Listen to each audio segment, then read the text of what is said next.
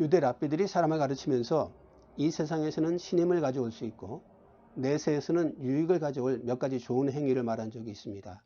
먼저 연구하는 것, 그리고 손님을 대접하는 것, 병자를 방문하는 것, 그리고 기도에 전념하는 것, 율법 안에서 자녀들을 가르치는 것, 그리고 한 가지 다른 사람의 최선을 생각하는 것, 이런 것들입니다. 유대인들은 타인에 대하여 애정을 가지고 그리고 사랑의 눈으로 사람을 판단하는 것이 거룩한 의무이다라고 생각했습니다. 하나님의 백성이라면 그런 시선을 가져야 하는 거죠. 사실 타인에 대한 따뜻한 시선이란 쉽지 않은 겁니다. 타인은 대개 나와 상관이 없거든요. 특히 우리 민족은 타인의 시선, 타인의 말에 민감하지 않습니까? 말 한마디, 여기에 대해서 우리는 굉장한 가치를 부여하고 때로는 그것이 사람을 살리기도 죽이기도 한다고 생각하고 있습니다. 어느 공장에서 이 왕따를 당하던 사람이 자살을 생각하는 말을 꺼냈을 때에 저 남미 쪽의 어떤 분이 그런 말을 했습니다. 그렇게 힘들게 하면 그 사장을 죽이지 왜 네가 죽으려고 그래? 라고 말합니다. 우리와 생각이 많이 다르겠죠. 그만큼 타인은 이 민족별로 그리고 사회별로 다른 의미가 우리에게 있습니다. 다른 사람, 그것을 비판한다라는 것은 어떤 의미일까요? 이게 가까운 사람일 수도 있고 먼 사람일 수도 있지만 비판하는 그 순간 우리는 전혀 다른 관계가 되어집니다. 비판하는 사람은 말 소유자이고 그리고 그 판단의 권력자입니다. 그로 말미암아 사람을 죽일 수도 있고 살릴 수도 있지요. 그 말 속에 포함되어진 힘, 내가 말하면서도 모르는 경우가 많이 있습니다. 주님은 비판하지 말라라고 말씀하시면서 그 이유를 몇 가지 들고 계십니다. 첫 번째로는 그 비판은 다시 되돌아오기 때문입니다. 비판을 받지 아니하려거든 비판하지 말라.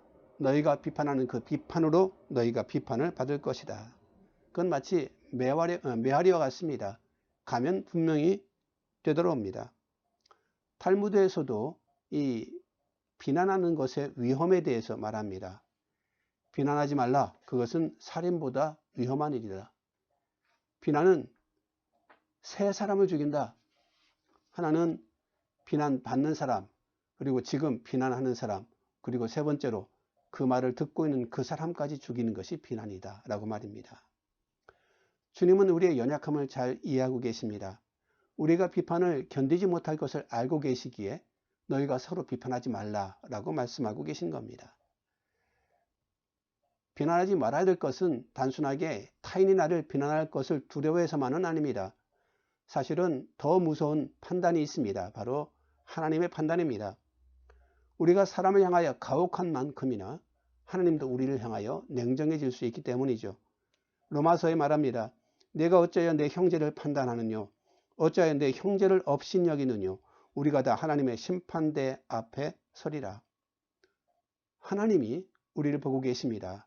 우리가 냉정할 때에 하나님도 우리에게 냉정해지십니다. 아마 주님이 변하지 말라고 말씀하고 가르치실 때에 염두에 두었던 혹 대상이 있더라면 바리새인들이 아닐까 싶습니다. 그들은 뛰어난 사람들인 것이 분명하고 그 시대의 지도층들이었습니다. 하지만 그들이 종교생활에 열심이고 혹은 금욕하며 혹은 여러 가지 뛰어난 것들을 가졌기에 타인을 향한 비난들은 다른 사람들의 마음속에 큰 아픔으로 아마 자리 잡고 사회적 문제까지 되어졌을까 싶습니다. 이들은 스스로 재판관을 그리고 가르치는 자들을 자청했거든요. 바리새인들의 특징이 있다면 긍휼의 마음이 없다는 것입니다. 비난을 하다 보니 그것이 자기의 의무처럼 여겨지는 거죠. 그리고 자기는 그렇지 않은 사람으로 스스로 착각하게 되어집니다. 그래서 사람들을 사랑하지 않습니다. 경멸합니다. 바리새인들은 서서 따로 기도하여 이르되 하나님이여 나는 다른 사람들 곧 토색, 불의, 간음하는 자들과 같지 않고 이 세리와도 같지 아니함을 감사하나이다. 이 바리새인의 기도를 보면 얼마나 오만한지 교만한지 잘 알 수 있습니다. 사람에 대한 경멸, 그것은 어쩌면 비난보다 더 큰 죄가 될 수 있습니다. 비난이 경멸에 이르르게 하죠. 이런 사람을 향하여 주님이 분명히 말씀하시는 겁니다. 너희가 긍휼의 마음 없이 사람을 판단하였으니 하나님도 긍휼 없이 너희를 판단하실 것이다. 비난하지 말아야 될 또 한 가지 이유가 오늘 성경에 기록되어져 있습니다. 그것은 우리가 비판할 자격이 없는 사람이라는 그 이유입니다. 들보 그리고 눈의 티 이야기가 바로 그것입니다. 들보는 집 만들 때 쓰는 기둥을 이야기하죠. 티끌은 보이지도 않습니다. 그런데 자기의 허물은 보이지 않고 남의 작은 것조차도 우리에게 너무 잘 보여서 우리가 그렇게 약한 존재이고 혹은 때로는 악한 존재임을 스스로 우리가 깨우칠 수 있으면 좋겠습니다.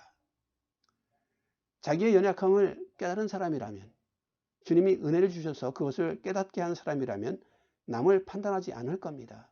십자가를 바라보면 그것이 드러나지 않습니까? 내가 저 십자가에 죽어야 될 그렇게 흉악한 죄인인데 내가 누구를 판단할 수 있을까? 오히려 긍휼히 여기는 것이 옳지 아니할까? 가늠하다 현장에서 붙잡혀 예수님 앞에 내팽개쳐진 여인들을 사람들이 돌로 치랴 라고 물을 때 주님 말씀하셨죠. 너희 중에 죄 없는 자가 먼저 돌로 치라. 한 사람씩 돌아갔습니다. 어쩌면 그들은 오히려 양심적인 사람들이었던 것 같습니다. 바로 그때 주님 이 여인을 향하여 말씀하시죠. 나도 너를 정죄하지 않는다. 이게 중요합니다. 죄를 덮어두라는 얘기는 아닙니다. 그건 죄도 아니야 라고 말하는 것도 아닙니다.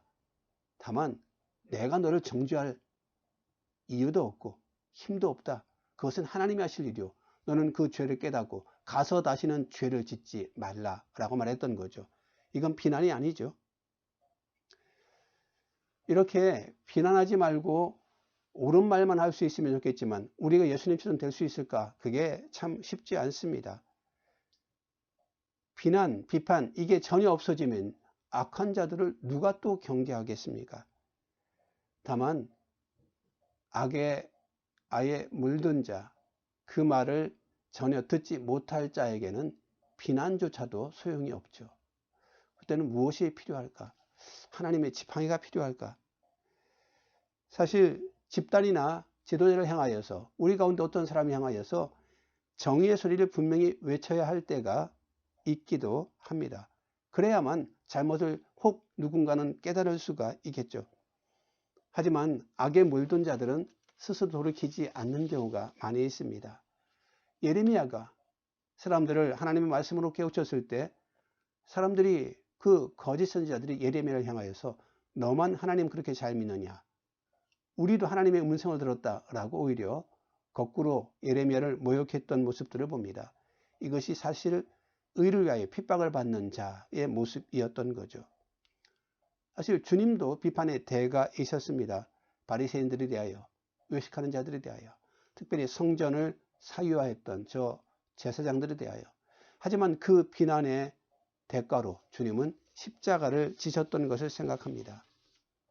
다만 주님은 당신께서 하신 일에 대하여 우리로 잘 생각하고 필요한 만큼 필요한 말들을 우리가 할 수 있으면 하고 바라시는 것 같습니다.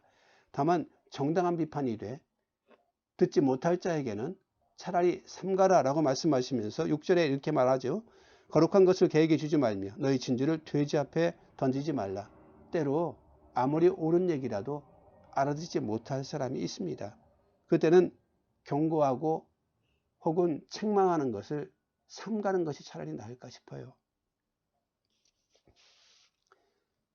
다만 한 가지는 꼭 필요하네요.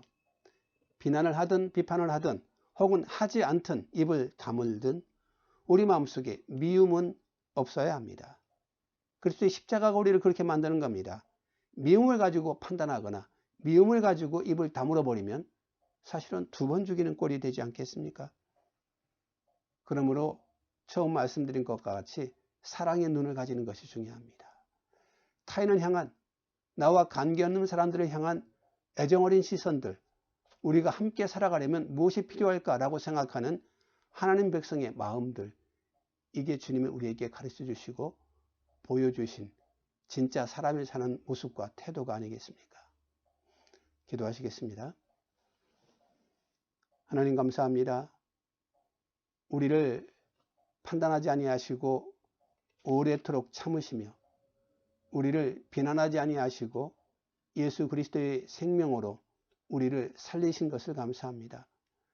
주여, 세상 바라보니 여러 왜곡된 것, 잘못된 것, 후한무치한 것들 참 많이 있지만 나도 그 세상의 하나인 것을 저로 깨닫게 하시고 우리로 예수 닮아 의의 편에 서기를 먼저 치열하게 연습하도록 도우시며 주님 편에 섰거든 진리만 말하며 의만 말하며 사랑만 말할 수 있도록 도우시기를 원합니다.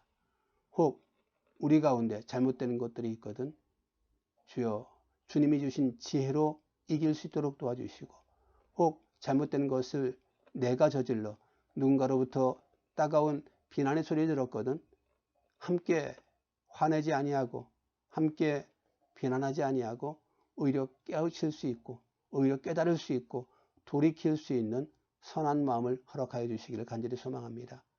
주님, 우리로 오직 예수만 닮게 하시고 예수의 사랑이 얼마나 큰 힘인지에 대하여 확신을 갖도록 도우시기를 예수님의 이름으로 기도드리옵나이다. 아멘.